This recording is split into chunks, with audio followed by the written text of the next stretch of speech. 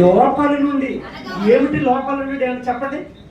అంటే మన ఇంటి లోపల కాదు అంటే, అర్థమైందా? ఏమంటే వరండ నుంచి కాదు, లోపల నుండి అనగా మనిషి శరీరము అనగా మన హృదయం. ఇందాక అయ్యగారు వాకింగ్ చెప్పి ఏ మాటలు చెప్పారండి? మనుషుల పై రూపాన్ని చూడడు దేవుడు, ఏ రూపాన్ని చూస్తాడు? హృదయం.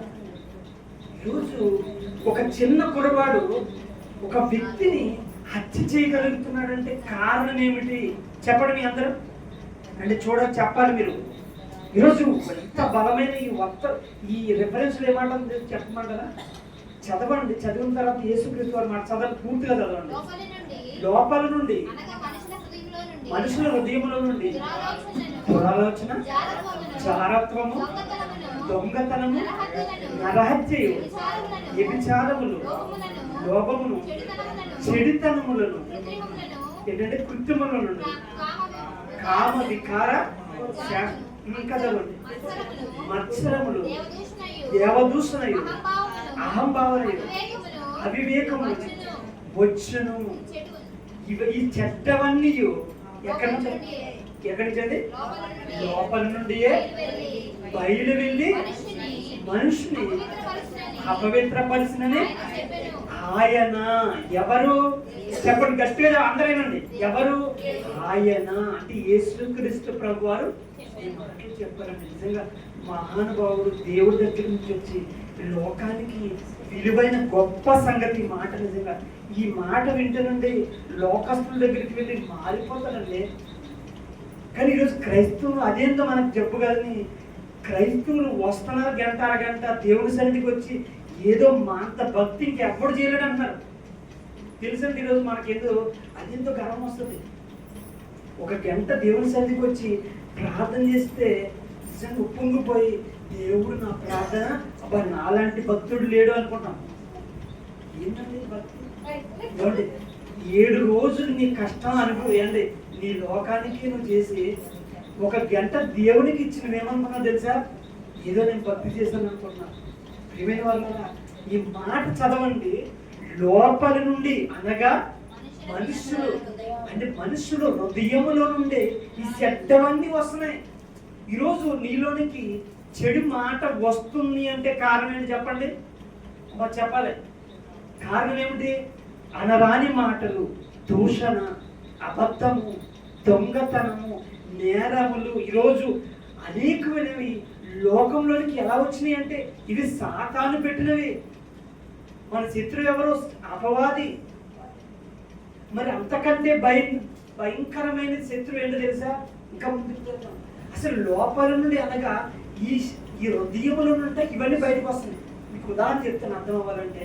ఒక చిన్న కుర్రవాడంట ఒక తల్లిని, మనం చెప్పాను లాస్ట్ టైం ఒకసారి, పబ్జి గేమ్స్ ఆడుతున్నప్పుడు అంటే వాడు ఏం చేస్తున్నాడండి, ఆ గేమ్స్ పగలగొట్టేసిందని తన తల్లిని చంపేశాడు. ఎందుకని చెప్పండి నేను అడుగుతున్నాను. కారణం ఏమిటి? తన హృదయములో ఏదైతే మనుషుడు చూస్తాడో అది తన దృష్టిలోకి ఏమి వెళ్ళిపోతుంది? మొదట కళ్ళు చూస్తాయి, కళ్ళు చూసిన ప్రకారం క్రియలు చేస్తాయి, క్రియలు చేసిన ప్రకారం పనులు జరుగుతాయి.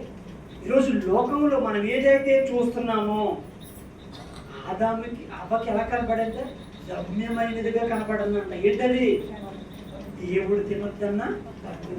ఈరోజు మనుషులకు కూడా ఏమండి హత్యలు, దొంగతనాలు, వ్యభిచారము, చేయరాని కార్యాలన్నీ ఎక్కడి నుంచి వస్తున్నాయి తెలుసా? ఈరోజు మనం అందరం కూర్చున్నాం కదా. ఈరోజు నీ హృదయంలో ఏంటో నాకు తెలుసా?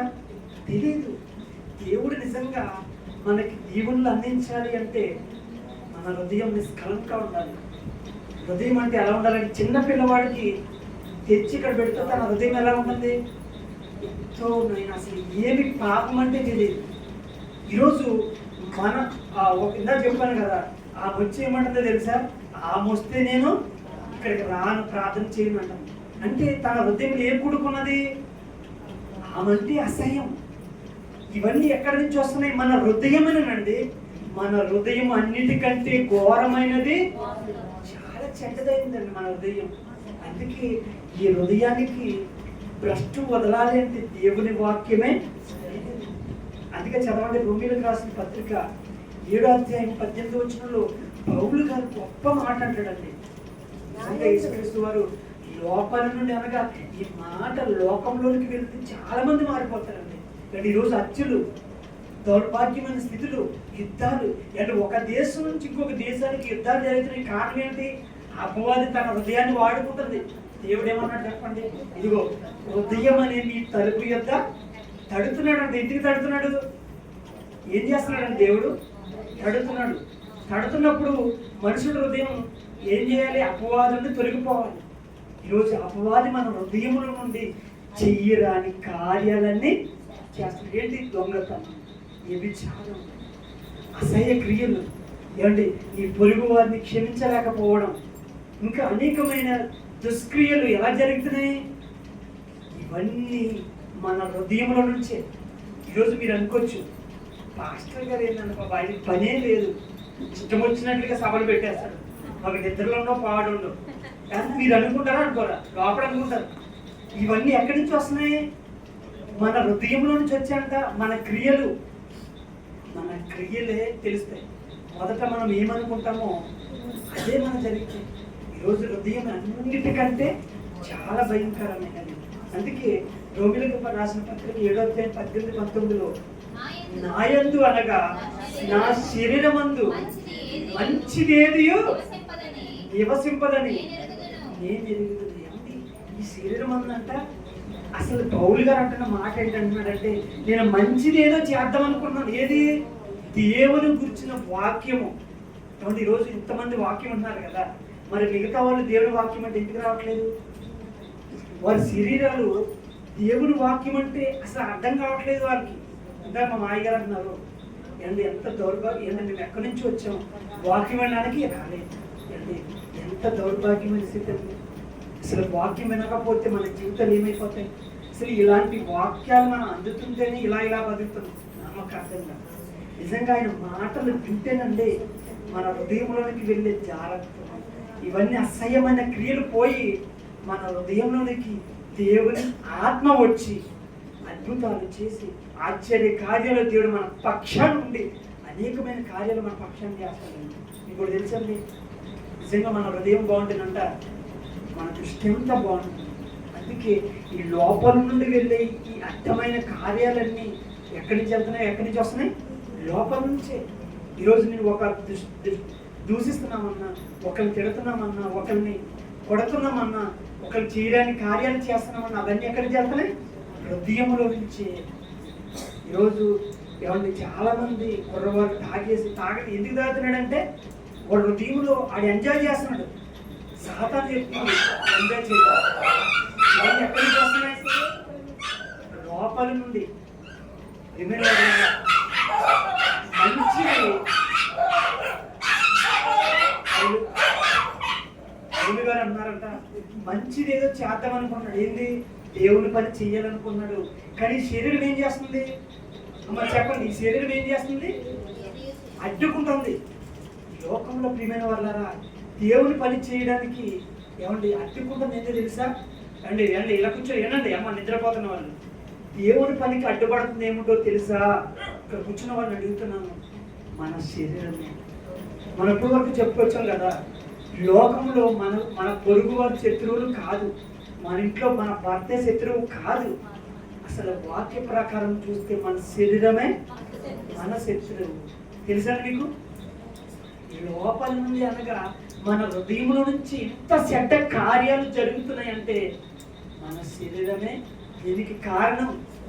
ఏమండి, నేను ఎవరైనా ఏమంటే బిల్డింగ్లు ఇష్టమైన ఒక రోజు ఇందాక ఒక మాట నన్ను ఒక వ్యక్తి దగ్గరికి వెళ్ళి ఎవరోనంట 50 లక్షలు తీసుకెళ్ళి ఒక గేమ్లో పెట్టాడంట.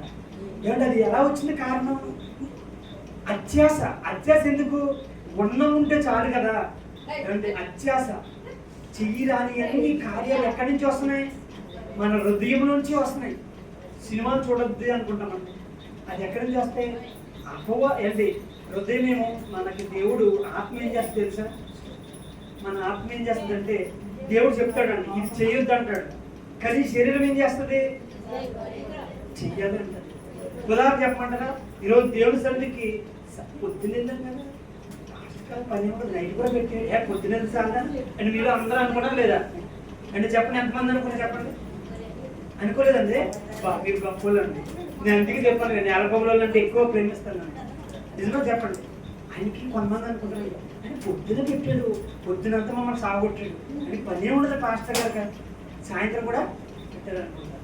ప్రియమైన వాళ్ళు కదా, శరీరం ఆత్మ ఏం చెప్తుందంటే నువ్వు వెళ్ళు. మరి శరీరం ఏం చెప్తా ఏం చేస్తావు? చక్కగా చికెన్ తినేసి చక్కగా టీవీ ముందు కూర్చొని చక్కగా టీవీ చూసి కూర్చున్నాం. అవునా కదండి? ఏం చేస్తుంది? ఈ రెండింటి మధ్య మనం పోరాటం జరుగుతుంది. చదవండి, ఈ శరీరాన్ని దేవుడు ఆదికాండం 2:7 అండ్ ఒక మాట ఉంటుందండి, చదవవసరం లేదు. నేల మట్టితో దేవుడు ఏం చేశాడంట? ఒక మట్టి ఆకారంలో ఒక బొమ్మను తీసి ఆ మట్టిని దేవుడు ఏం చేశాడు? జీవాయువును వదగా అందులో జీవింప చేసి ఆత్మ దేవుడు ఏం చేశాడు? ఇప్పుడు శరీరము దేవుడు పెట్టింది, ఈ శరీరము దేవుడు పెట్టింది, ఆత్మ దేవుడు పెట్టింది. శరీరం కేవలం నిష్ప్రయోజనం. చదవండి, యోహాను సువార్త 6:63 చదవండి. ఆత్మయే అందరూ తీయండి. యోహాను సువార్త 6:63 ఆత్మయే జీవింపజేయుచున్నది, శరీరము కేవలము నిష్ప్రయోజనము. అదేంటండి? ఈ మాటలు ఎప్పటికైనా అర్థమైన కూర్చున్న వాళ్ళకి అడుగుతున్నానండి. శరీరం అంటే నిష్ప్రయోజనం. అందరండి చంద్రు గారు ఏం మాట్లాడతారు? శరీరం నిష్ప్రయోజనం అయితే ఇక్కడ కూర్చున్నది ఎవరన్నా వచ్చింది, ఈయనకి అసలు పొరలేదంటే మాస్టర్ గారు ఎక్కడి నుంచి తెచ్చాడు కానీ అనుకుంటున్నారా? నవ్వుతుందమ్మా, నిజమా? ఏమైనా వాళ్ళ ఒక మాట చెప్తానండి, వాక్యము 100% సత్యమేనండి. ఈ మాట యోహాను సువార్తలో దేవుడు పలికించిన మాటలు ఆత్మే జీవింపు చేస్తుందంట, శరీరము ఏం చేస్తుందండి? నిష్ప్రయోజనం. ఎందుకు నిష్ప్రయోజనం? ఈరోజు నేను మాట్లాడుతున్నానండి, అండి ఈరోజు నేను మాట్లాడుతున్నాను, నేను చనిపోతే మీ దగ్గరికి వచ్చి మాట్లాడతానా? ఎందుకని? కానీ ఇందులో ఒక ఆత్మ ఉంది. ఈ 6 అడుగులు ఈ ఆకారంలో ఒక